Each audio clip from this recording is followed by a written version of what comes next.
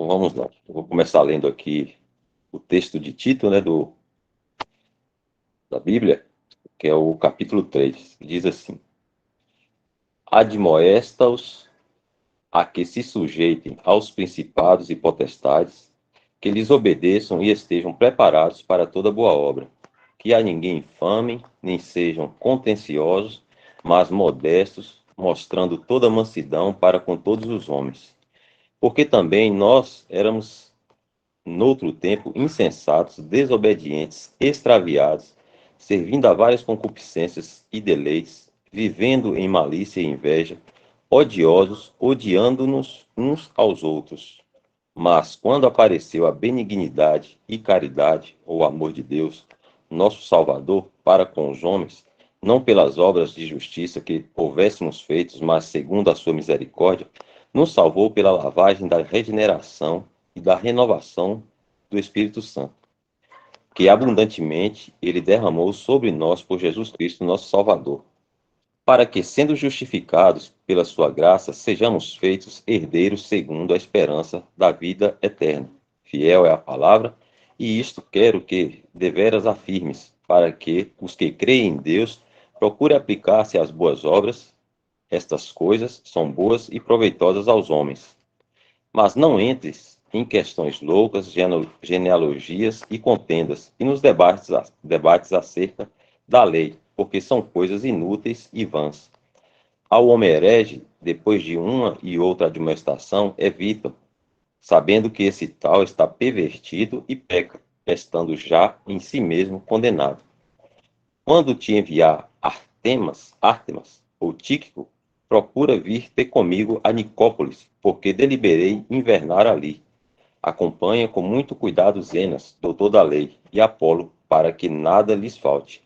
E os nossos aprendam também a aplicar-se às boas obras, nas coisas necessárias, para que não sejam infrutuosos. Saúdam-te todos os que estão comigo, saúda tu os que nos amam na fé. A graça seja com vós todos. Amém. Então aqui é o texto que a gente vai meditar hoje, que é da Epístola de Tito. E aí o tema, né, que é do livro do irmão Bruce, fala assim: verdade e piedade diante do mundo, que é esse capítulo 3 que a gente leu agora. Como eu estou compartilhando a tela aqui, eu não estou visualizando os irmãos aí. Se o irmão Lineu quiser comentar, pode me interromper, tá, irmão? Os irmãos que tiverem pergunta também pode sinalizar aí ou perguntar no chat. Neste último capítulo, Paulo segue adiante para abordar o testemunho do cristão perante o mundo. Aprendemos com suas observações aqui que a sã doutrina e a vida piedosa não são coisas válidas apenas para a nossa vida em assembleia, mas elas devem ser vistas em nós enquanto caminhamos por este mundo. É a intenção de Deus que nossa vida exiba seu poder de transformar pecadores em santos. As pessoas deste mundo devem ver o que a bondade e o amor de Deus podem fazer por eles. Infelizmente, essa mudança moral que acompanha a salvação que nossa alma estava, a salvação de nossa alma estava faltando nos santos de Creta, e isso prejudicou muito o testemunho público deles diante do mundo. Compare com Romanos 2:24. Paulo aborda essa questão no capítulo 3, concentrando-se em duas esferas em particular: a responsabilidade do crente em relação às autoridades e a responsabilidade do crente em suas interações sociais com pessoas deste mundo.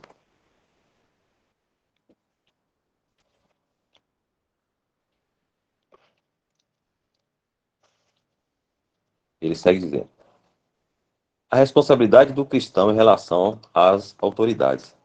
Versículo 1.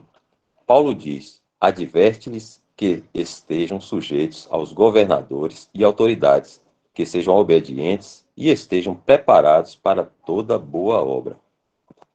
Julgamos por essa exortação e pela descrição de seu caráter no capítulo 1, 12, versículo 12, que os santos de Creta não foram cuidadosos com isso, e foram desrespeitosos e insubordinados às autoridades romanas que estavam sobre eles.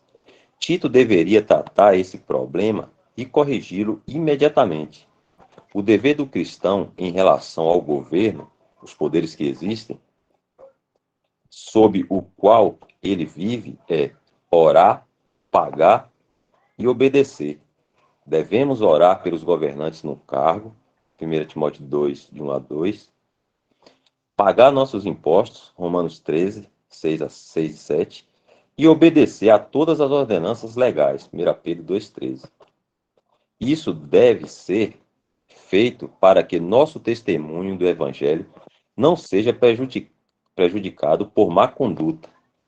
Aqueles que olham para nós não devem nos ver como rebeldes às autoridades governamentais, mas pessoas cumpridoras da lei, que têm o que o mundo precisa.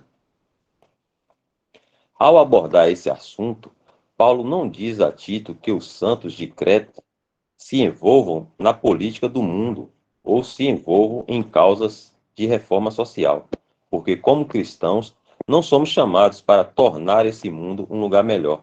O cristão entende que o mundo é incorrigivelmente corrupto e está piorando a cada dia, e, portanto, está sob a sentença do julgamento de Deus, que será executado em breve no segundo advento de Cristo. Portanto, gastar nossa energia na tentativa de melhorar as condições aqui seria semelhante a reorganizar as cadeiras que reclinavam no convés do Titanic enquanto ele afundava. Os cristãos que se envolvem na tentativa de consertar o mundo apenas ficam contaminados e frustrados, e, inevitavelmente, falham em seu próprio objetivo. Ló é mencionado na Escritura para nos ensinar que o crente não pode consertar o mundo, envolvendo-se em seus assuntos políticos. Gênesis 19. Tentar reformar o mundo reflete um equívoco básico do chamado do cristão e o caráter incorrigível da natureza caída do homem, no homem. O dever do cristão em relação aos poderes estabelecidos é que estejam preparados para toda boa obra, que deve ser compatível com os governos sob os quais ele vive. Obviamente, existem limites para nossa obediência às autoridades governamentais sobre nós. Se eles nos mandarem fazer algo moral e eticamente errado, devemos antes obedecer a Deus do que aos homens. Atos 5:29. Contudo, o objetivo das autoridades geralmente é restringir o mal e incentivar o bem.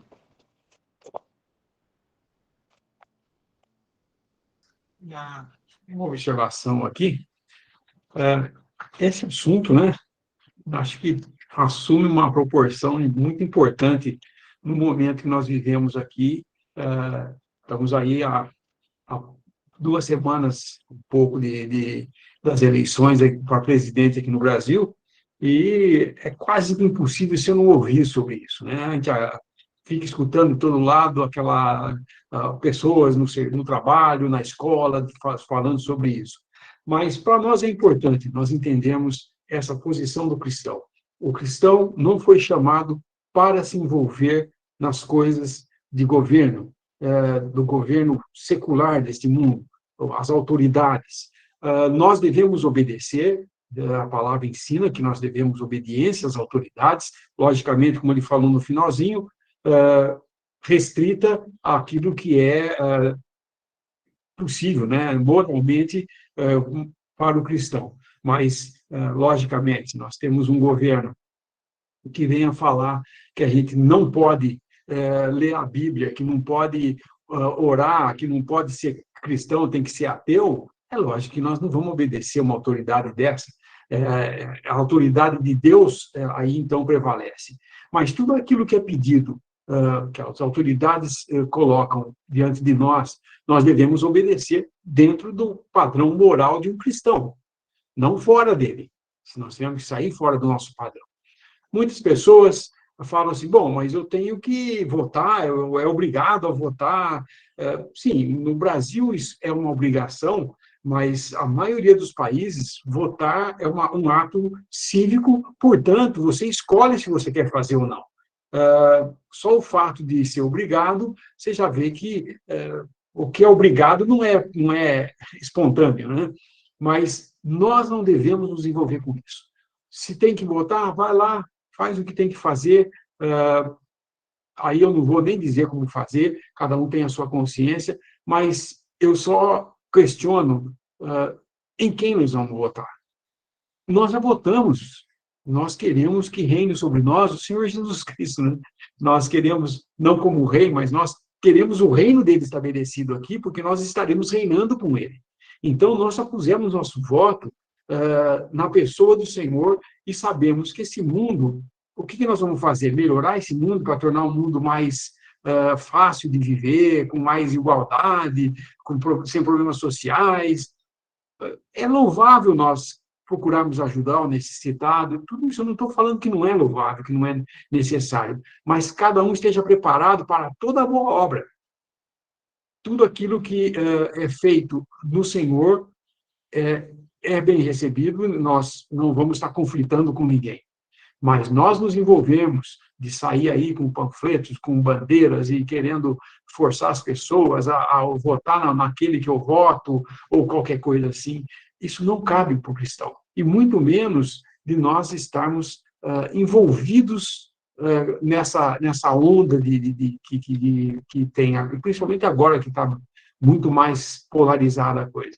Mas é uma coisa que alguns têm dificuldade de receber, não é só aqui no Brasil, eu vejo outras assembleias em outros países que também alguns irmãos têm dificuldade de assumir isso. Por exemplo, nos Estados Unidos, se você quiser votar, você tem que se inscrever como votante para poder ir votar.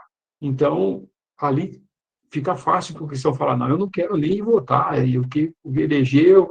Mas muitos vêm falar para mim, mas se você não eleger, vão eleger. Nenhuma autoridade é colocada onde ela está, se não for da vontade de Deus. E toda vez que vem alguém falar para mim, você deve escolher aquele que vai, porque você pode escolher aquele que é cristão, por exemplo, eu pergunto, o Senhor Jesus escolheu Pilatos para interrogá-lo? Não. Ele desobedeceu? Não. Ele respondeu, argumentou? Não. Ele pediu que nós fizéssemos isso? Não. Quando perguntam para ele, devo pagar imposto? Né? Ele fala, pega uma moeda. A face de quem está nessa moeda? É de César. Então, dai a César o que é de César e a Deus o que é de Deus. Então, nós não devemos nos envolver com essas coisas. Isso tem que ficar bem claro para nós, porque a nossa esperança, toda a nossa promessa para nós não é aqui de uma vida boa e agradável no mundo, mas uma promessa celestial. Nós temos promessas nos céus com o Senhor, e isso é superior a qualquer governo perfeito que pudesse existir nesse mundo aqui. Então, essa admoestação de se sujeitar aos principados e potestades e obedecer e estar preparada para toda boa obra é válido em qualquer época do ano. Lembrando bem que os cristãos, no princípio, na igreja primitiva, logo que eles começaram, desde o dia de Pentecostes, começou a aumentar a quantidade de cristãos, lembrar que o governo que estava sobre eles era o governo de Roma, onde nós temos autoridades que governavam sobre eles, imperadores, que eram verdadeiros cruéis. Era Calígula, Nero, o incendiador, ele incendiou Roma, e eram todos aqueles que naquela época perseguiram a igreja. Isso nem um pouco a gente vê em todo o livro de Atos, falando que eles tinham que fazer uma revolta contra esses governos tiranos, ou que os cristãos deviam sair para a rua para fazer um protesto, ou qualquer coisa desse modo. Então, irmãos, fica aí para nós aprendermos de que não é nosso lugar. Nós estamos aqui no mundo, sabe para quê? Para anunciar a esse mundo que pensa que melhorando ele vai ser um lugar bom para viver, de que não é. Porque esse mundo, como vemos agora, não vai existir mais no futuro.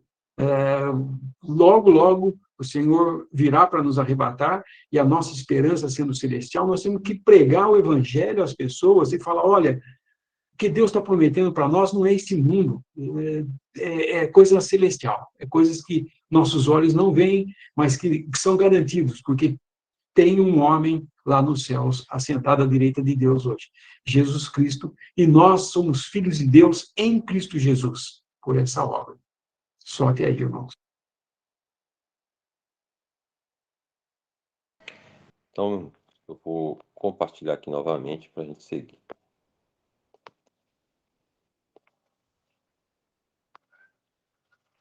Aqui agora a gente vai entrar aqui a responsabilidade do cristão em relação às pessoas do mundo. Nós vimos quanto às autoridades, agora quanto às pessoas do mundo. Versículos 2 e 3. Paulo, então, fala da conduta do cristão em relação a amigos, vizinhos e conhecidos incrédulos no mundo. Ele diz que a ninguém infame, nem sejam contenciosos, mas moderados, mostrando toda a mansidão para com todos os homens. Isso mostra que é importante manter um espírito gracioso para com as pessoas perdidas deste mundo, para que eles possam ver o cristianismo em ação em nós, e por meio de nosso comportamento piedoso, possamos obter oportunidades de lhes pregar o Evangelho. Ser contencioso com os semelhantes dificilmente é um caminho para conquistá-los para Cristo. Manifestar um espírito correto para com os incrédulos não deve ser difícil quando lembramos que já fomos como eles antes de sermos salvos. Por isso, Paulo acrescenta, porque também nós éramos, noutro tempo, insensatos, desobedientes, extraviados, servindo a várias concupiscências e deleites, vivendo em malícia e inveja, odiosos, odiando-nos uns aos outros. Todo cristão deve poder dizer sinceramente, se não fosse a graça de Deus, aquela pessoa pecadora poderia ser eu. Uma percepção dessa graça divina que nos foi mostrada deve nos dar paciência para com todos os homens e um genuíno amor e piedade por eles.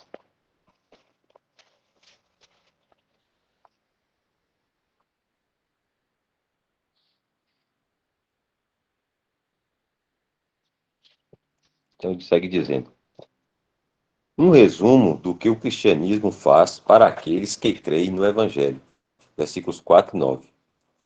Paulo dá outro belo resumo do que o cristianismo faz pela pessoa que crê no Evangelho. Ele diz: mas quando apareceu a benignidade e caridade de Deus, nosso Salvador, para com os homens, não pelas obras de justiça que houvéssemos feito, mas segundo a sua misericórdia, nos salvou pela lavagem da regeneração e da renovação do Espírito Santo, que abundantemente ele derramou sobre nós por Jesus Cristo, nosso Salvador, para que, sendo justificados pela sua graça, sejamos feitos herdeiros segundo a esperança da vida eterna.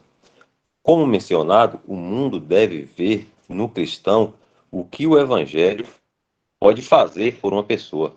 Em suma, quando crido, o Evangelho não apenas livra uma pessoa do julgamento de seus pecados, mas também transforma sua vida de ruim para boa e a torna uma pessoa verdadeiramente feliz por ter sido trazida a um relacionamento vivo com Deus. Paulo começa este assunto com a intervenção da, abre aspas, bondade e amor de Deus, fecha aspas, aparecendo para com os homens. Isso se refere à vinda de Cristo para afastar o pecado pelo sacrifício de si mesmo. Hebreus 9, 26. Sem isso, não poderia haver bênção para ninguém, pois a questão do pecado tinha que ser resolvida primeiro.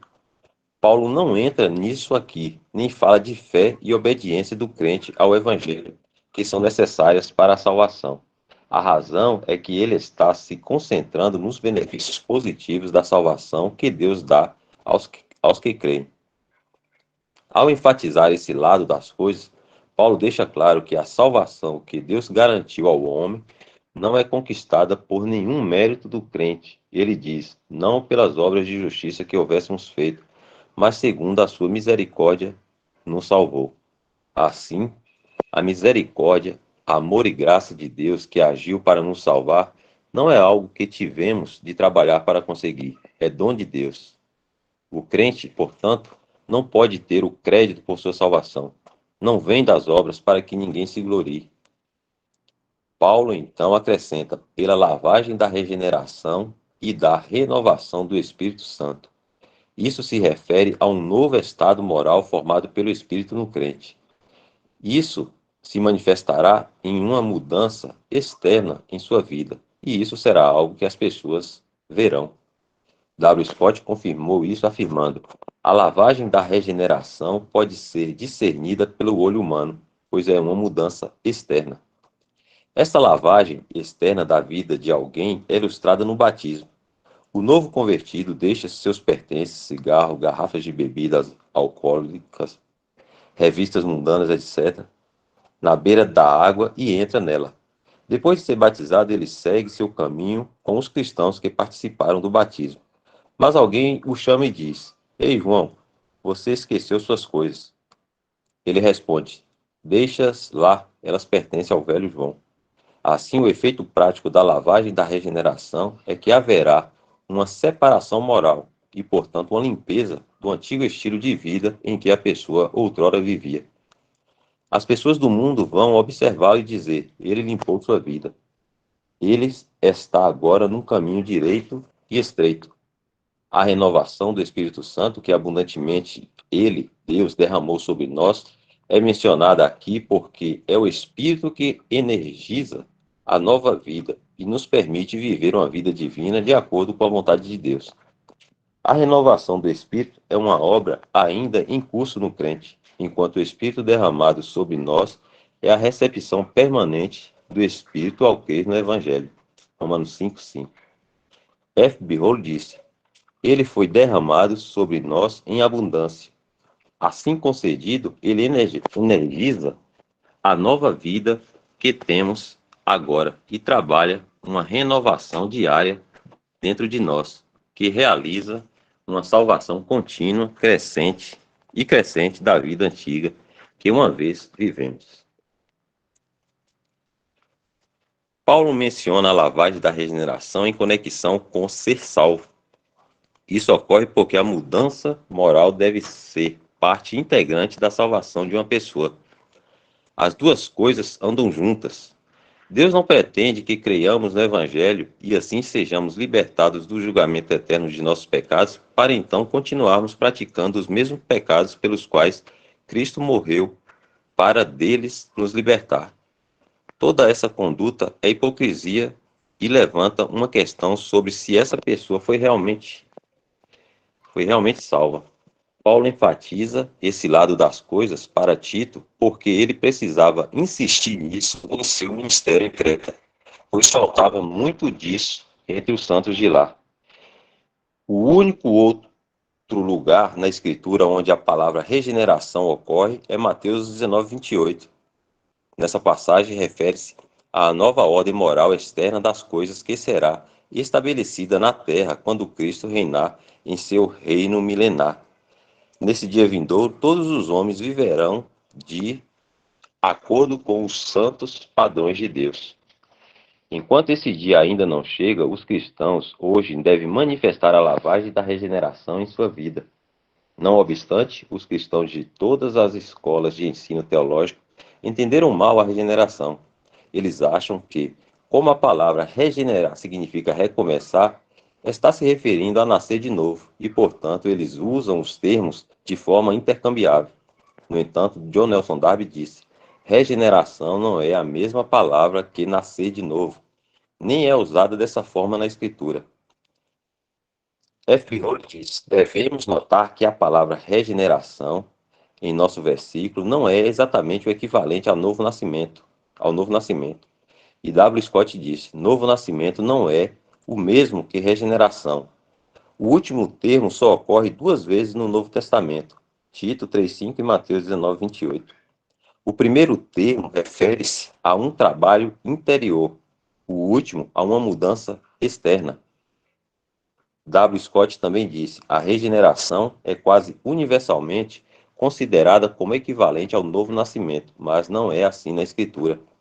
A regeneração é uma condição ou estado objetivo enquanto o novo nascimento é a expressão de um estado interno e subjetivo.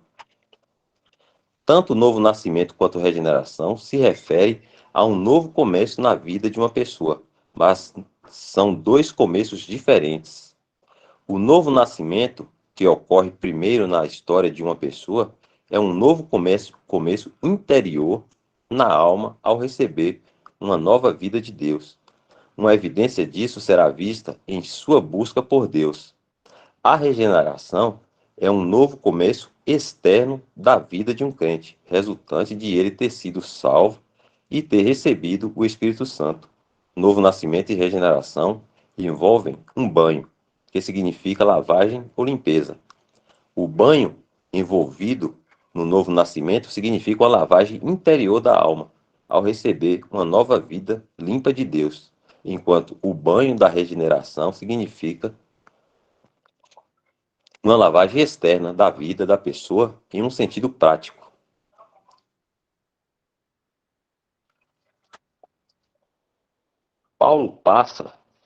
Versículo 7, Paulo passa da obra de Deus em nós para a obra de Deus para nós.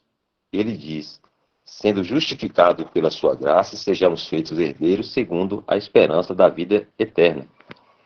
Não poderíamos nos tornar herdeiros de Deus meramente pela obra do Espírito em nós. Também devemos ser justificados por sua graça, pela qual somos colocados em nossa plena posição cristã diante de Deus em Cristo, que é o que justificação faz. Assim, Deus nos salvou e nos justificou, e assim fomos feitos herdeiros da herança, a qual abrange toda coisa criada. E não é só isso. Temos a esperança, ou uma certeza adiada, da vida eterna. Temos essa vida agora como uma possessão presente, mas devemos esperar para ser levados para casa no céu, para tê-la em nosso estado glorificado, do qual Paulo fala aqui. Se o irmão quiser fazer algum comentário, pode me interromper. Tá? Versículo 8.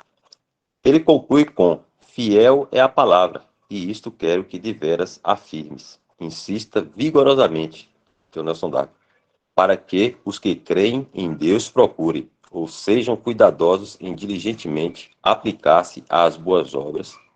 Estas coisas são boas e proveitosas aos homens.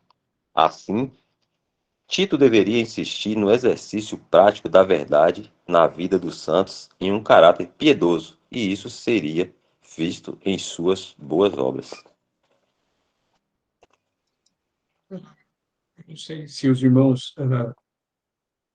esse assunto de novo nascimento, regeneração, sempre é polêmico, né? Porque há muitas divergências no mundo, nas religiões que nós vemos aí, ditas cristãs, né?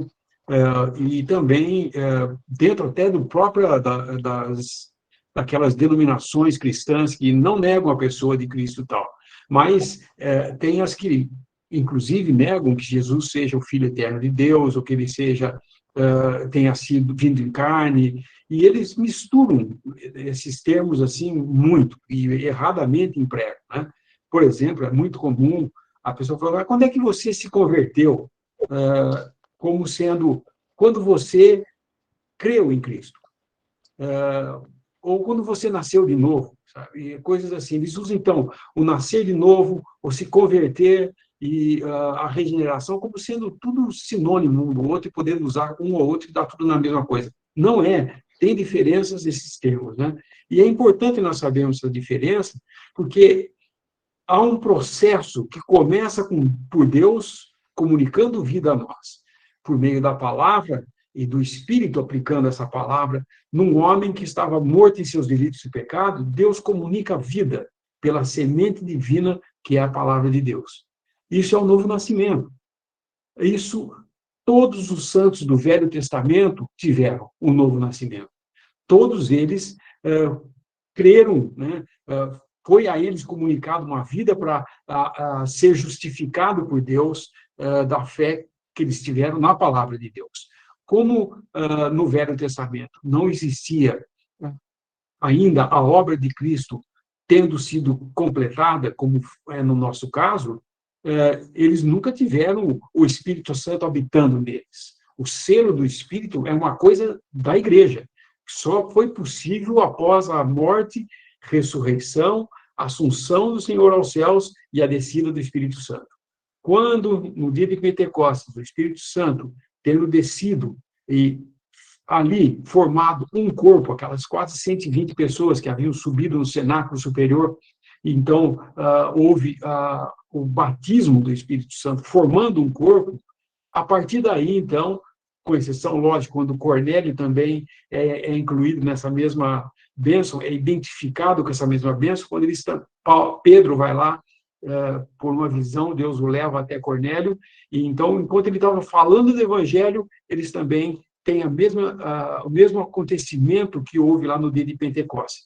Mas não foi um novo corpo que foi criado, porque houve necessidade de um daqueles que estava lá, Pedro, no caso, que estava no dia de Pentecostes lá, ele veio, que foi inclusive ele que se levantou naquele dia e falou: irmãos, isso que vocês veem, viram e ouviram, e aí ele começou a falar de Joel e explicou o que tinha acontecido, não porque ele estava entendendo, mas era o Senhor fazendo, o Espírito falando isso para eles. E naquele dia quase 3.000 almas se converteram, no dia seguinte mais 5.000. Aí, quando Cornélio, o Senhor dá uma visão para Pedro, ele vai até Cornélio, eles também recebem o Espírito Santo. Dali em diante, não se fala mais do Espírito Santo descendo assim. Eu digo isso porque hoje existe a linha pentecostal que fala que você tem que ser batizado com fogo, porque se você não for batizado com fogo, você não é salvo ainda. Então, é necessário crer em Cristo e é necessário falar em línguas, ou seja, batizado com o Espírito Santo. Eles ficam orando por esse batismo. Na realidade, hoje, quando nós pregamos o Evangelho que vai entrar no ouvido de alguém que recebeu uma nova vida para poder ouvir o Evangelho. É o que está falando em Efésios 2, né? Efésios 1, 13 fala de tendo ouvido o evangelho da sua salvação e tendo nele também crido, fosse selados. Isso ocorre depois do novo nascimento. Então, a nossa salvação ocorre a partir do momento em que nos é comunicado vida pela palavra de Deus, Deus está começando um processo de salvação, mas eu não posso dizer que está completa essa salvação ainda. Há necessidade ainda de, a qualquer momento, e esse espaço entre o novo nascimento e você ouvir o evangelho e crer nele e ser selado, pode variar de 1 segundo a 10 anos, pode ocorrer de alguém ter nascido de novo e continuar a vida dele ali, e sempre naquele conflito de Romanos 7, querendo fazer o bem, que ele sabe agora o que é fazer o bem, porque tem uma nova natureza, mas faz o mal, que não quer fazer. Então, ele entra nesse conflito. Enquanto ele não chega no ponto, esse homem nascido de novo, não chegar no ponto de falar como em Romanos 7, miserável homem que sou, quem me livrará do corpo dessa morte? Não é o quê, que obras me livrarão, ou que atividade, que recebeu o Espírito Santo, nada disso. O batismo do Espírito Santo. É quem? É uma pessoa que salva. Então, ele fala, graças a Deus por Jesus Cristo. E aí, então, entra-se no capítulo 8 de Romanos, que fala, tendo sido, pois, justificados, nós somos justificados agora pela fé nessa obra de Cristo. Quando nós cremos nesse evangelho e nós reconhecemos, nós praticamente dizer que nós abraçamos essa fé, então, a partir desse momento, nós somos selados com o Espírito Santo. O selo do Espírito Santo é uma coisa que ocorre quando você crê. Deixa eu só consertar minha... Estava... Ok. Desculpa, eu estava meio fora de foco aqui, acho que o meu computador está meio maluco. Mas, aí, então, tendo recebido isso, você é salvo. Eu falei de outro termo, que é converter. Eu digo o seguinte, você nasce de novo uma vez, isso não é regeneração, o novo nascimento não é regeneração, não é, porque regeneração é pegar alguma coisa e melhorar ela, fazer ela melhorar, né? Regenerar o negócio. Não é nascer de novo mesmo, é nascer totalmente novo. É em Cristo Jesus. Regeneração diz respeito a você, agora na sua vida prática, deixar todas as coisas que eram antes de vergonha para nós e que eram da nossa velha natureza, que eram coisas que eram do pecado, nós agora entendemos que fomos justificados disso. Nós deixamos tudo isso para trás e fala, por que eu vou viver nisso? É o exemplo que ele deu desse homem que vai ser batizado lá, né? Ele deixa todos os seus pertences na coisa, vai, entra na água, quando ele sai, fala, oh, esqueceu suas coisas. Fala, não, isso não é meu mais, esse homem morreu comigo lá na água, eu saí um novo. Figurativamente, ele mergulha naquelas águas e sai agora para uma regeneração, ou seja, a sua vida vai ser modificada e isso os olhos podem ver. Já a salvação, ninguém pode ver. Conversão é diferente de salvação também, porque quando se fala de converter, é se você mudar de direção. E um cristão, se ele rejeitar a sua boa consciência e continuar na prática de algum pecado, sabendo, a sua consciência falando que está errado, ele continua nessa prática, ele está perdendo a comunhão, porque o Espírito Santo habita no crente, e se ele está andando de um modo errado, ele entristece o Espírito Santo. Então, nós começamos a perder o gozo da nossa salvação, a comunhão com Deus. Já não gostamos de orar tanto como orávamos, já não tem tanto interesse em ler a Bíblia, procura fazer alguma coisa no horário que podia estar reunido ou com o irmão, e começa aos poucos se distanciar. É necessário que ele se converta desse caminho. Sendo cristão, ele tem que se converter, ele tem que mudar a direção desse caminho e voltar para o Senhor. Voltar, confessar o seu pecado e agora voltar na prática como um cristão, moralmente mostrando que é, sim, um verdadeiro crente. O irmão fala até, um crente, ele pode cair muitas vezes e se converter muitas vezes. Um falso professo, se ele se apostata, ele não tem que se converter. Ele nunca saiu desse caminho. Ele só professava uma fé cristã, mas ele nunca saiu desse caminho. Ele sempre andou fora desse caminho de salvação. Não há vida nele. Há só profissão, mas não há vida. Isso é importante nós sabermos, porque o mundo religioso, ele tenta colocar as coisas externas, falando assim, ó, você tem que largar de fumar, tem que largar de beber, tem que largar de fazer isso para ser salvo. Não é verdade. O que a palavra de Deus nos ensina é que, se você crê que Jesus morreu por você, você agora é salvo, você deixa de fumar, deixa de beber, deixa de fazer essas práticas, porque já não faz parte da nova vida, do Espírito que habita em você, entra em conflito, porque ele é santo e essas coisas não são santas. Entenderam? A posição é completamente diferente quando a gente entende cada um desses termos e a aplicação de cada um para eles. Porque a salvação passa a ser uma coisa que nós entendemos, é uma obra de Deus, do começo ao fim, e nós não temos nada do que gloriar e falar, bom, mas eu entrei com uma parte. Não, nós não entramos com nada. O irmão usa um termo que eu acho interessante. A única coisa que nós entramos na obra da salvação é com os nossos pecados, para que Jesus fale, você está perdoado deles. E na cruz ele assume o juízo que nós merecíamos por nosso pecado, que eu merecia. Eu vou falar do eu, porque cada um responde pelas suas próprias obras, né? Aquilo que eu tinha como culpado ou condenável, sujeito a um juízo, sujeito a um julgamento de Deus, agora eu estou justificado. Deus falou, olha, essa dívida já foi paga, e essa condenação que você estava sujeito, ou o juízo, o julgamento que você estava sujeito, foi tratado na cruz. Você aceita isso? Se eu aceito, estou justificado agora. Isso não quer dizer, de modo nenhum, que já não erro mais, não peco mais. Ao contrário, nós agora temos que vigiar, porque agora nós temos uma nova vida e o Espírito Santo habitando em nós, se cremos nessa obra. Só até aí, se ficou alguma dúvida, falei demais, às vezes atrapalha.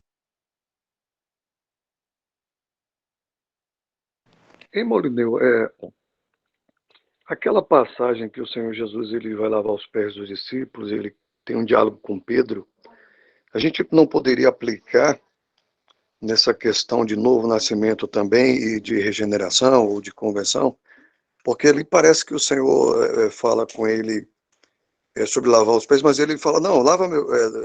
a princípio ele não quer, né, permitir. E aí depois o Senhor fala, se não lavasse, não teria parte com ele. Aí vai lá, então pode lavar, tipo, o corpo todo, sei lá, cabeça, as mãos, os pés, pode lavar tudo. E o Senhor fala assim, não, mas não precisa lavar tudo, né? Já está limpo. Agora os pés, sim, os pés precisa ser lavado. E assim, a gente não viu, né, sendo lavado o corpo todo, né? Como se fosse a questão do novo nascimento, né? A gente não vê, tá interno, né? Mas a lavagem dos pés ali foi visível, né? Ele pegou ali, se despiu, pegou toalha, alguma coisa assim, vai lavando. Os pés, a gente não poderia fazer uma aplicação com essa questão de novo nascimento, de regeneração, com essa passagem? A relação que eu posso ver, Isaac, na sua pergunta é interessante, porque realmente ali o que o senhor fez foi um ato simbólico. O que estava mostrando é que o maior vai servir, deve servir. Falou, como eu estou servindo aqui, eu estou lavando os pés. O lavar os pés, a similaridade que tem, que a gente pode aplicar nesse sentido do que nós estamos lendo aqui de regeneração, é que o agente causador de ambas as coisas é o Espírito Santo. Eu vejo a aplicação dessa lavagem dos pés como a palavra de Deus nos lavando. Lembrando bem que aquele que estava ali ajoelhado, enxugando, lavando os pés e enxugando com uma toalha os pés dos discípulos, era a própria palavra de Deus ali. Ele era o verbo de Deus, né? Mas ele estava dando para eles, mostrando para eles que o maior é aquele que serve. Se alguém quiser ser o maior, sirva, como ele estava fazendo, estava servindo os irmãos. O cuidado de lavar os pés. Por que ele fala, vocês já estáis lavados? Porque eles, como discípulos, haviam sido escolhidos pelo Senhor. Eles ainda não haviam recebido o Espírito Santo, mas certamente eles tinham ouvido e tinha sido comunicado vida para eles. O que já não aconteceu com Judas, por exemplo. Judas nunca foi salvo. Judas estava um ali que só estava cuidando da sacolinha do dinheiro, né? E ali ele estava só, talvez, pensando no que ele podia ganhar em cima disso daí. Ele era traidor, mas os outros estavam limpos pela própria presença do Senhor, né? O Senhor mesmo falava isso para aqueles que vinham para ele para ser curados. Fala, Senhor, o que queres que eu faça? Ah, Senhor, que eu cure dessa lepra. Já estás limpo. E ele impunha as mãos e os limpava, né? Existe realmente a figura sempre que fala de lavagem, está relacionado com a palavra de Deus, é que nos lava tudo. No caso do novo nascimento, é comunicação de vida. É mais do que apenas lavar os pés, é comunicação de vida. Também é feito pelo Espírito Santo. Então, nós temos, na nossa salvação, o tríplice trabalho do Espírito Santo, comunicando vida, Cristo Jesus se entregando naquela cruz como aquele que está se oferecendo a Deus, como oferta a Deus, para satisfazer as demandas de justiça de Deus. Então, a obra de Cristo na cruz, e o Pai enviando o seu Filho. Os três trabalham nessa obra, né? E o Espírito Santo tem o efeito, a função que nós vemos para nós hoje, nos selando, é de nos guardar como propriedade de Deus. Porque ainda resta para nós, para a nossa redenção ser completa, resta nos fazer agora transformados à semelhança de Cristo, para então estarmos com Ele para sempre. E isso vai ser no arrebatamento. Mas, realmente, esse trecho também fala tem coisa a respeito do Espírito Santo, da obra do Espírito Santo em nós, né? Limpando a cada dia. Também já vi a aplicação desse versículo de nós nos contaminarmos com a sujeira do mundo. Por quê? Na lei, quando eles chegavam em casa, eles tinham que tirar o sapato e lavar os pés, porque eles andavam de sandália, e não existia nem calçada com calçamento de pedras nem asfalto, né? Era tudo terra, areia, né? Então sujava os pés. Quem anda de chinelo de dedo sabe que quando chega em casa o pé está imundo, né? Se você andar no sítio de chinelo de dedo, você chega aqui na minha região, por exemplo, onde a terra aqui é roxa, né? É vermelha. Se você andar descalço, você chega com o pé vermelho mesmo. Tanto que os caipiras aqui do interior são chamados de pé vermelho, né? Porque se sujam todo. Então, eles chegavam em casa, eles tinham que se lavar do pó do mundo, ou seja, a contaminação do mundo. Mas não precisava lavar o corpo inteiro. Era só os pés que eles tinham que lavar e as mãos. Então, existia isso daí. E o Senhor faz como significando de limpar eles da sujeira que o mundo sempre contamina o cristão. Não sei se eu respondi a pergunta, mas o ponto que eu vejo de conexão entre essa passagem e o que nós estamos tratando da regeneração, ambos são efetivados pelo Espírito Santo. Entendi, irmão. Estava pensando mais ou menos assim também, e quando o irmão estava explicando sobre a regeneração, o novo nascimento e também a conversão, porque realmente é polêmico esses temas, e a gente lembra também lá do Pedro, né? O Senhor chega a falar para ele quando se converteres, né? Então é diferente, né? Ele já tinha um novo nascimento certamente, mas ainda não era, né? Não estava totalmente converso, né? Parece que é isso, né? O Senhor vai falar com ele quando se converteres, aí mais alguma coisa, não lembro totalmente.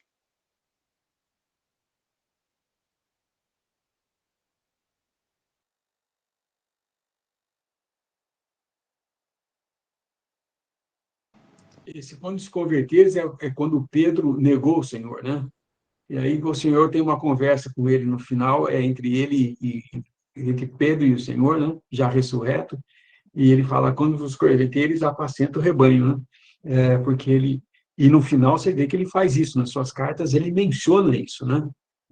O grande... Quando nós, pastores, pastorear o rebanho sem ser por obrigação ou como dominantes, e quando o Supremo Pastor se manifestar. E ele tinha sido... O Senhor tinha falado, apacentai minhas ovelhas, por 3 vezes falou para ele, né?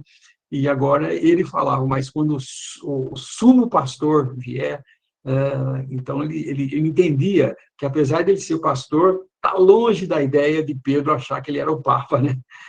Que ele era o supremo pastor, como eles chamam o Papa como supremo pastor. O supremo pastor é Cristo, não é o Papa, não. Aliás, o Papa é uma invenção humana, né?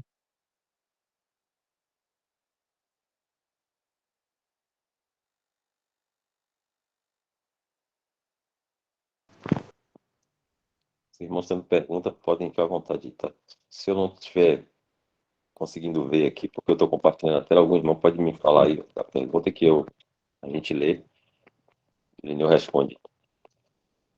Então a gente volta para o texto, compartilhar aqui novamente. E ainda tem mais algumas coisas, né? Não terminou ainda o capítulo, dá para ler mais alguma coisa, não dá? Tá. Uhum. Então a gente vai voltar aqui para o texto para a gente poder continuar. Ele vai tratar agora da responsabilidade do cristão em relação aos mestres falsos e cismáticos. O próximo ponto que ele trata aqui agora, que é o versículo 9 ao 11.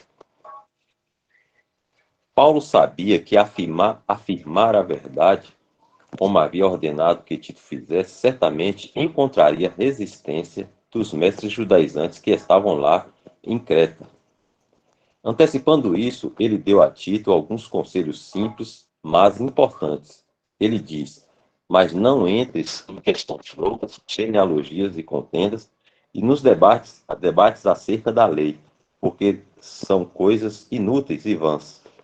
Os mestres judaizantes amam discutir questões religiosas relacionadas à lei, mas Tito devia ter o cuidado de não se envolver nessas discussões. Ele deveria evitar tudo o que era de natureza controversa em seu ministério. Isso apenas o estragaria. Paulo supõe que poderia haver alguém que iria ficar tão ocupado com essas questões inúteis que iria se tornar o líder de um partido que organizaria em torno dessa causa, que se organizaria em torno dessa causa. Essa pessoa manifestaria um espírito divisivo e deveria ser evitada. Paulo alertou os santos romanos sobre isso. ele disse: E rogo-vos, irmãos, que noteis os que promovem dissensões e escândalos contra a doutrina que aprendestes. Desviai-vos deles, porque os tais não servem a nosso Senhor Jesus Cristo, mas ao seu ventre. E com suaves palavras e lisonjas enganam os corações dos simples, ou ingênuos. Nota: não é noteis os que seguem em divisões, mas aqueles que promovem divisões. Isso significa que devemos distinguir entre os líderes e os liderados, quando um espírito de partido surge na Assembleia. Se o líder do partido não se julgar, suas agitações levarão a uma divisão externa na Assembleia, onde ele e seu partido se afastarão da comunhão dos santos e se reunirão em outros lugares. Ao causar uma separação externa, o homem provará ser um herege, que significa um criador de uma seita. Muitos pensam que a heresia é sustentar ou propor uma doutrina, provavelmente porque a maioria dos hereges sustentam uma doutrina. 2 Pedro 2:1.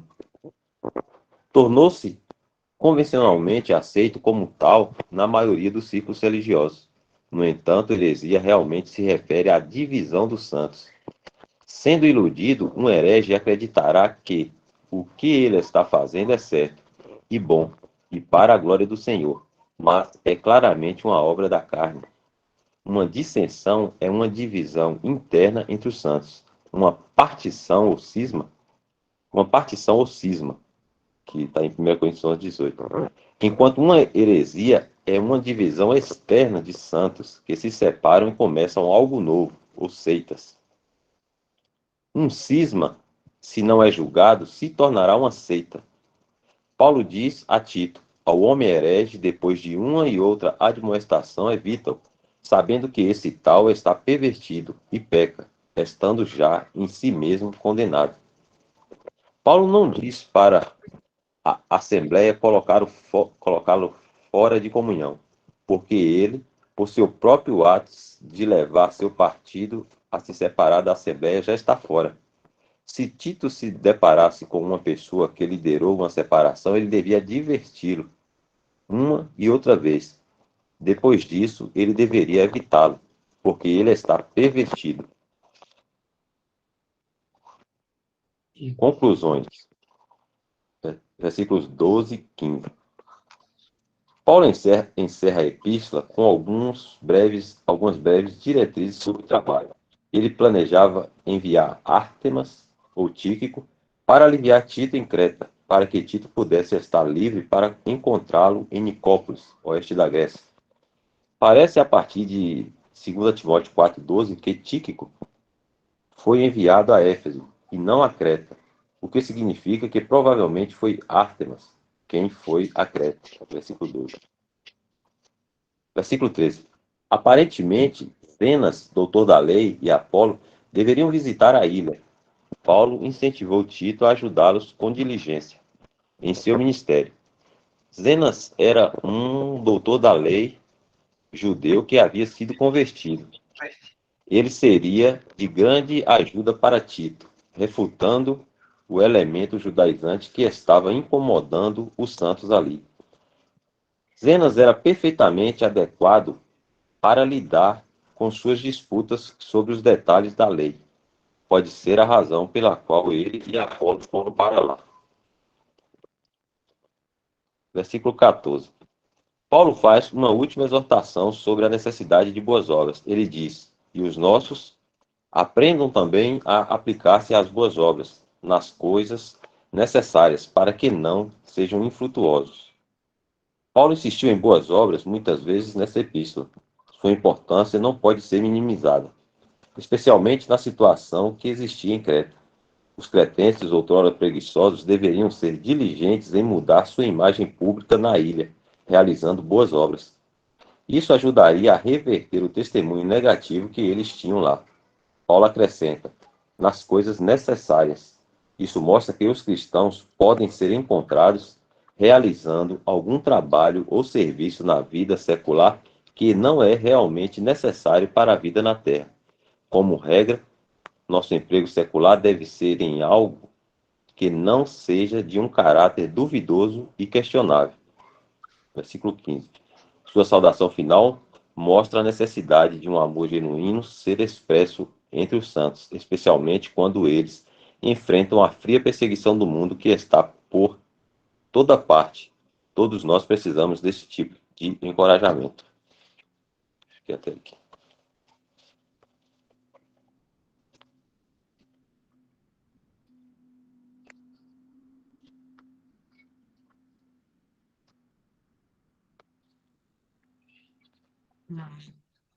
Como essa carta que Paulo escreve a Tito, né, nós sabemos que ela é endereçada a uma pessoa, esse Tito, e, e Paulo está, como nós já vimos, estava delegando para ele a função de ir a Creta, que era uma ilha, e estabelecer ali anciãos nas diversas assembleias que existiam ali.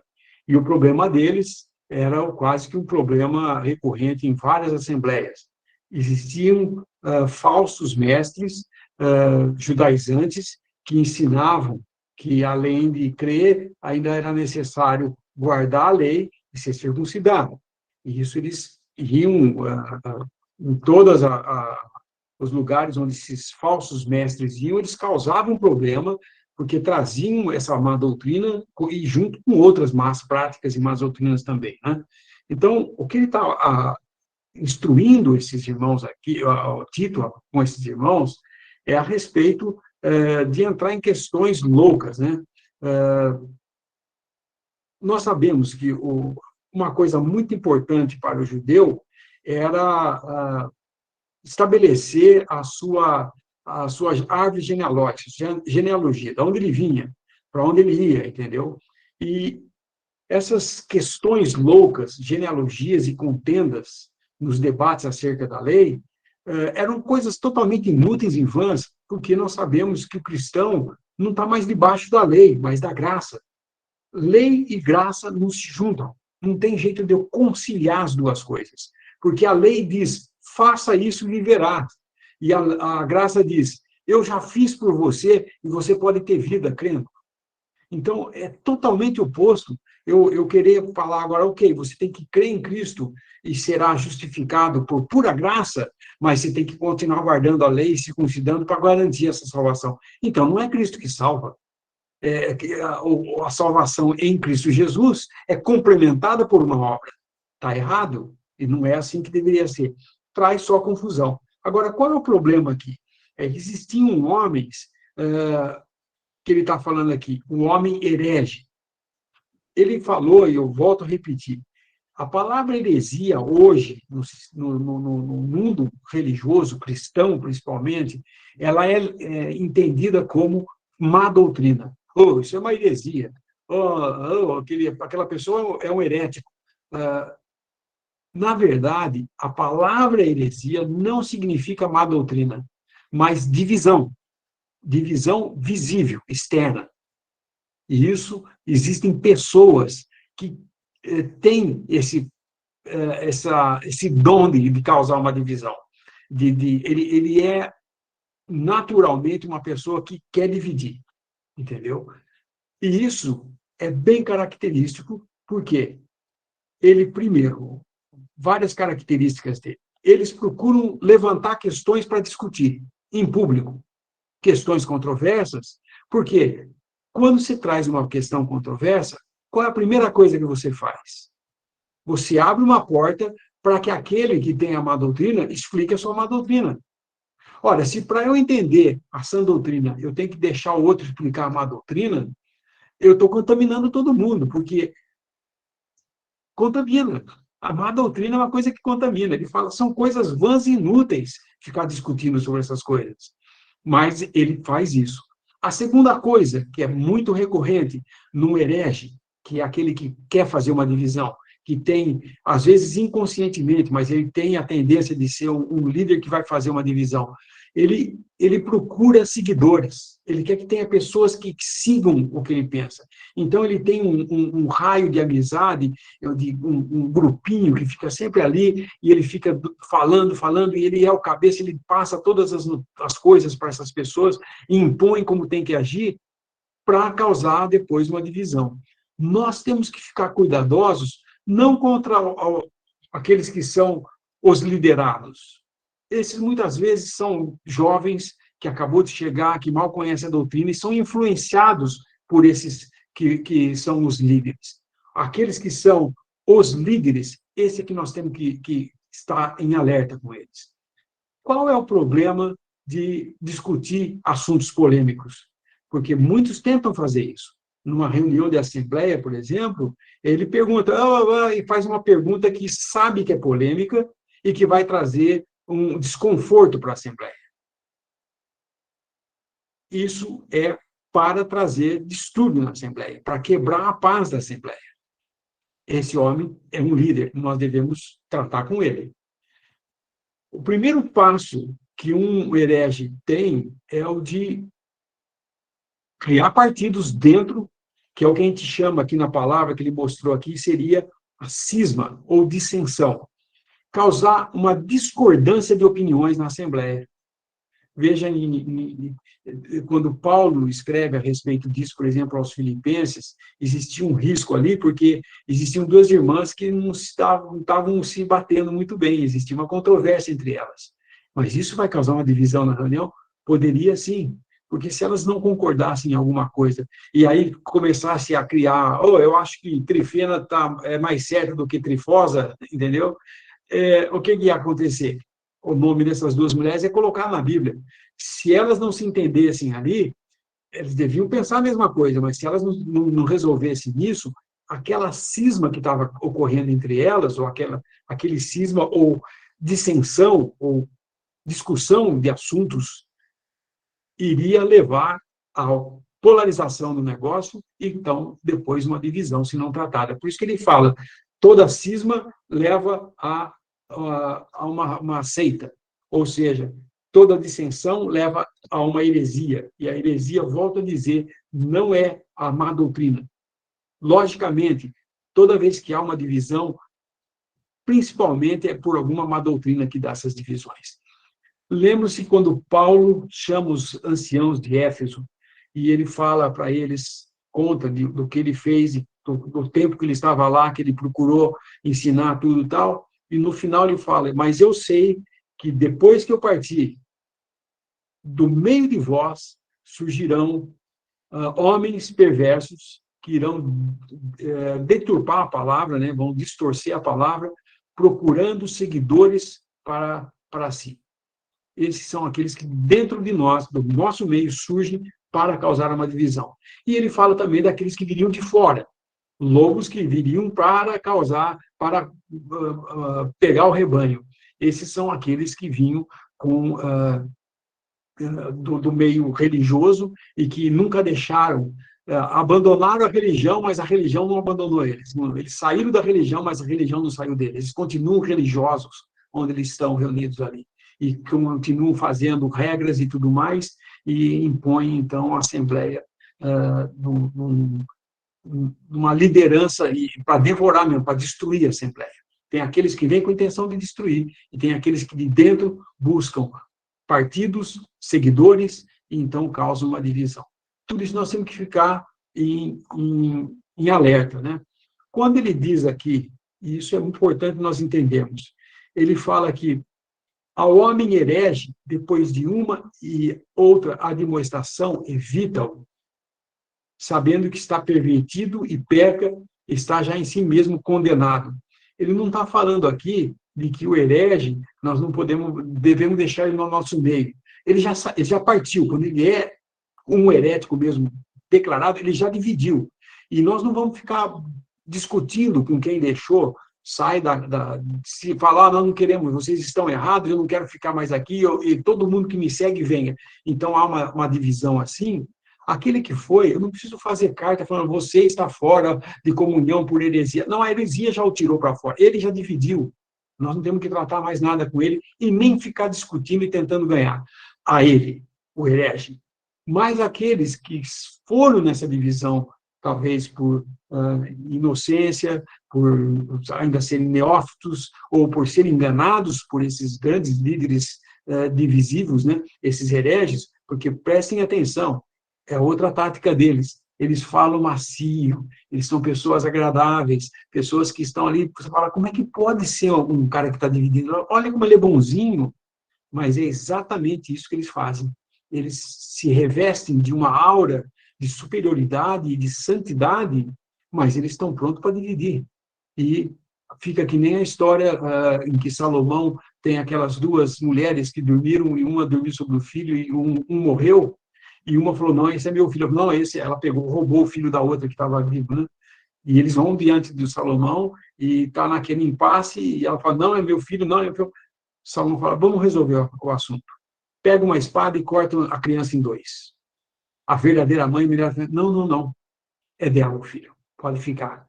Ele falou, então, essa é a mãe. Porque aquele que verdadeiramente ama os seus irmãos, não vai querer ver eles divididos. E o herege, às vezes, ele assume a posição de que ele está fazendo a vontade de Deus, ele está protegendo a doutrina, e ele não hesita em acusar a todo mundo e causar divisão, porque, na verdade, o que ele quer é ser um líder.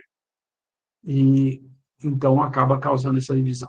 Isso é muito importante, porque nós vamos ver, vez por outra, isso acontecer no nosso meio, porque isso é obra do inimigo, né? É o inimigo que não quer ver o testemunho do Senhor reunido desse jeito. E sempre vai haver essas coisas. Mas nós sabemos que Deus está sob controle de tudo, isso não saiu, nunca saiu do controle de Deus, mas Ele permite que isso, às vezes, aconteça entre nós, para que os que são sinceros sejam manifestados. Eu estou referindo isso a 1 Coríntios, quando ele fala até importa que haja entre vós heresias, para os que são sinceros se manifestem. É a primeira, vamos ler, até interessante, 1 Coríntios, capítulo 11,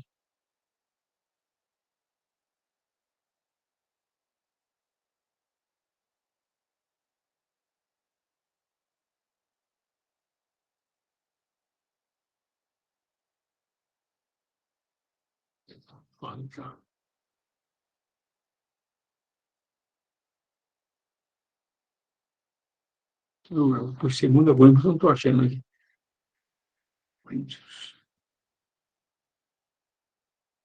Ok, eu estou no meu celular aqui, abrindo. Aqui, Ok. eu coloquei aqui. Você pode.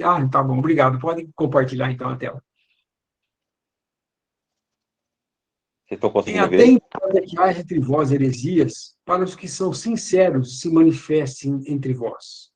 De sorte, quando vos ajuntais num lugar, não é para comer a ceia do Senhor, porque comendo cada um antecipadamente a sua própria ceia, assim um tem fome, outro se embriaga. Então, eles estavam aqui na Assembleia em Corinto, eles já estavam, já havia cisão, havia já cismas. O cisma já estava entre eles. Existem as dissensões. No começo da carta, Paulo fala que ele queria escrever como mais espirituais, mas não pôde, porque eles ainda eram carnais, porque existia entre eles partidos. Uns dizendo, eu sou de Paulo, eu sou de Pedro, eu sou de João, eu sou disso, daquilo, eu sou de Cristo. Ele fala, está Cristo dividido? Então, essas dissensões iam terminar em uma heresia, ou numa divisão. Por isso ele fala aqui, importa que haja heresias. Espera aí, importa que haja? Então, tem que ter na Assembleia? O Senhor permite muitas vezes. Quando Jeroboão, maliciosamente, com manobras políticas humanas, tentou ganhar o povo de Israel e criou 2 novos centros de adoração, ele dividiu Israel. 10 tribos o seguiram e 2 tribos permaneceram em Judá.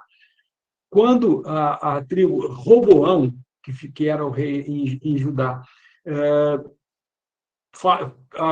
juntou um exército para ir lá lutar contra seus irmãos para que não fizesse essa divisão, Deus falou, não faça isso. Eu permiti isso. Então, Deus permite, sim, que às vezes haja uma divisão para que se manifeste toda a verdade. Porém, nós não devemos nunca pensar que um herege deve ficar no nosso meio, né? Porque ele não fica. Eu não tenho jeito de ter um herege, nós não temos esse jeito de ter, porque o fato de ele ser um herege, ele já é dividido, ele dividiu já. É uma divisão visível. Não é a cisma que ainda é partidos e dissensões, mas ele já dividiu. Não vá atrás daquele que dividiu.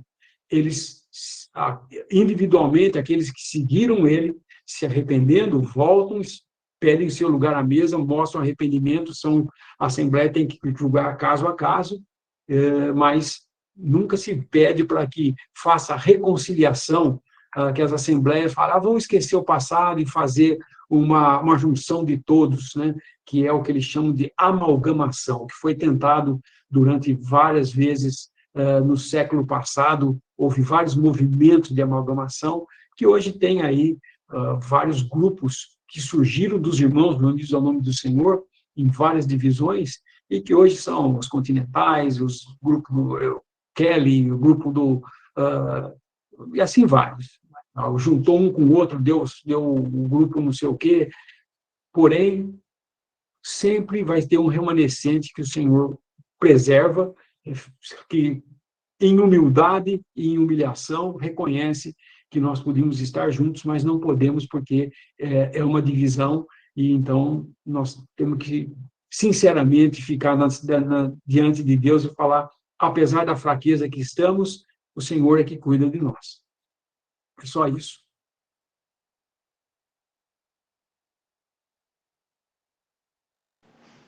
Irmão, então, no caso aqui do versículo 18, deixa eu compartilhar. Dissensões aqui, no caso, seria pensamentos, grupos assim com pensamentos diferentes dentro da Assembleia, e as heresias já seriam as divisões na prática, no caso. Isso. O versículo 18 fala, antes de tudo, ouço, quando vos ajuntais na igreja, há entre vós dissensões. E ele fala, isto vai terminar em heresia, em divisão. E, em parte, ele crê isso. E até importa que haja divisão. Existe dissensão, pode haver, até importa, talvez, se aconteça heresia, ele está falando. Aí os sinceros vão se manifestar. Porém, as dissensões, grupos dentro, estão ainda na igreja, ajuntais na igreja, é a Assembleia. E eles estavam em dissensão. O que são essas dissensões? Vai lá no capítulo 3 de 1 Coríntios, você vai ver ele falar das divisões que eles tinham. Está Cristo dividido? Ele pergunta. Olha aqui, olha. Versículo 3. Porque ainda sois carnais, pois, havendo entre vós inveja, contendas e dissensões, não sois, porventura, carnais e não andais segundo os homens? Porque dizendo eu sou de Paulo, e eu de Apolo, porventura não sois carnais? Pois quem é Paulo e quem é Apolo, senão ministros pelos quais cresces, conforme que o Senhor deu a cada um? Eu plantei, Apolo regou, mas Deus deu o crescimento. Então, ele está falando exatamente de que já existia entre eles. E isso se manifestava, inclusive, no partimento do pão.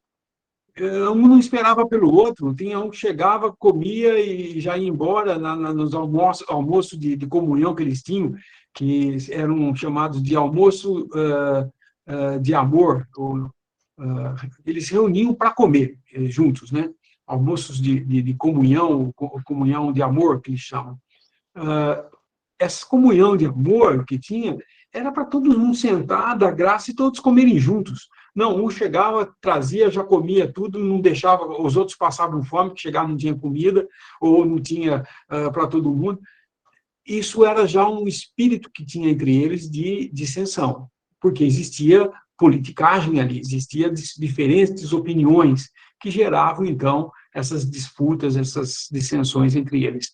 Que se não tratassem, não chegassem a olha, vamos parar com isso, vamos nos focar aqui no que importa para nós, que é a verdade, é o Senhor, o respeito, a glória do Senhor, nós estamos divididos aqui, nós não podemos estar divididos, nós somos um só corpo, como é que nós vamos viver assim? Então, ceder, considerar os outros superiores a si mesmo, e assim viver juntos. Então, essas recomendações que Paulo está dando nesse finalzinho de Tito aqui, foi exatamente porque existia o perigo e outra, nós temos que lembrar também o próprio caráter dos cretenses, que ele falou no primeiro capítulo, que eles eram mentirosos e preguiçosos e que eram dados a comer demais, entendeu? São hábitos, vícios que são característicos de alguém que não está muito interessado na verdade, né? Ele fala, um seu próprio profeta, versículo 12, um deles, seu próprio profeta, disse: os cretenses são sempre mentirosos, bestas ruins, ventres preguiçosos, ou glutões. Ventre preguiçoso é aquele que só quer comer e encher a pança.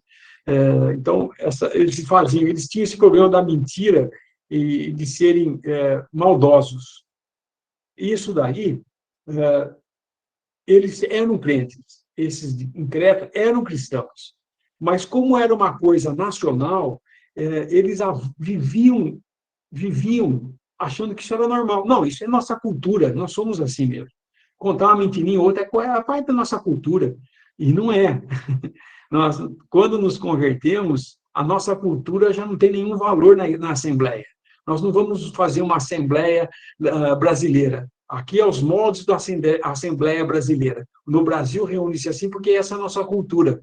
Então, pode cantar os hinos de uma forma de samba, não tem problema. Samba é coisa brasileira, vamos lá. Não é, gente.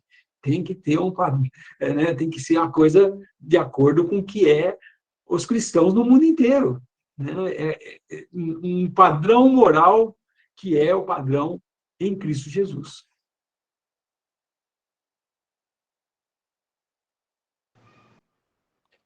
O processo de regeneração dos cretenses estava lento, né, Lino? Eu digo assim, o processo de regeneração dos cretenses estava lento. Eles eram devagar para aprender essas coisas. Então, Paulo está falando para Tito, ó, presta atenção e exorta, admoesta. A admoestação é você corrigir quando tem um erro. Logo no comecinho do capítulo 1, ele fala isso, né? Admoesta-os. Voltando lá em Tito. Admoesta-os. A admoestação é você falar, olha, cuidado com isso. Toma cuidado com o que vocês estão fazendo. Não está correto. Então, a pessoa tem que, opa, então, o que é? O que vai na palavra, ora, se abre com Deus, né, orando em oração, na leitura da palavra, e com os irmãos em comunhão, juntos, nós crescemos com a ajuda de toda a ligadura e toda a junta e ligadura. O crescimento que é para Deus, até chegarmos à medida da estatura de Cristo. Isso vai ser alcançado no arrebatamento.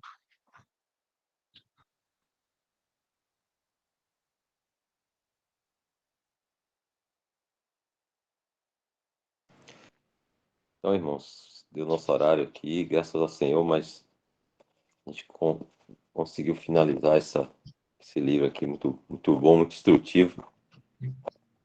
E o Senhor nos ajude a aplicar essas coisas, né?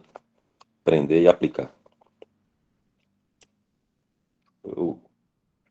Jefferson, você poderia dar graças, Jefferson, para a gente terminar? Eu vou pedir a Adriana para tirar a gravação. Agradecer aos irmãos aí, a todos. Bem, irmão. Jefferson, agradecer para a gente finalizar.